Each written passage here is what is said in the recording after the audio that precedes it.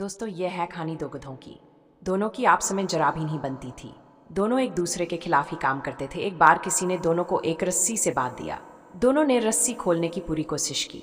काफी देर बाद जब वे रस्सी नहीं खोल पाए तो उठकर बैठ गए।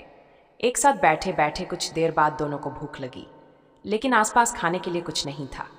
दोनों खाने की तलाश में निकले। वो खाने की लाश में क्या निकले, एक दूसरे से विपरीत दिशा में जाने लगे, लेकिन रस्सी के कारण न जा सके।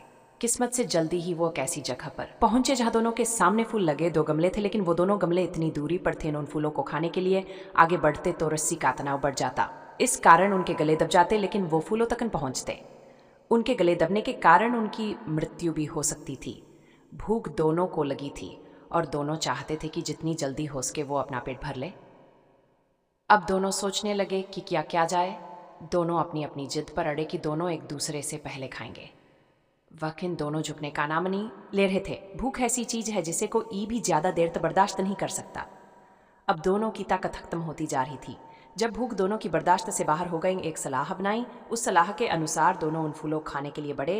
दोनों एक साथ एक ही गमले की तरफ बढ़े। दोनों ने पहले एक गमले का फूल खाया, फिर दूसरे गमले की तरफ बढ़े और उसके फूल खाकर अपनी भूख मिटाई।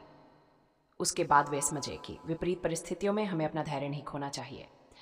जिंदगी में ऐसे पड़ाव आते हैं जब अपने अहंकार के कारण हम अपनी ही हानि करवाने लगते हैं। ऐसे समय में हमें सहता से काम करना चाहिए और जितना हो सकर आसपास के लोगों से मेल भाव बढ़ाना चाहिए। अगर गधे जानवर होकर अपनी समझ का प्रयोग कर सकते हैं, तो हम इंसान होकर एक साथ रहकर क्या नहीं कर सकते। हमें भी हिम्मत नहीं हारनी चाहिए। कहा भी गया है, एकता में बल है, लेकिन ये बल शारीरिक की जगह मानसिक हो तो उसका असर कई गुना ज्यादा हो।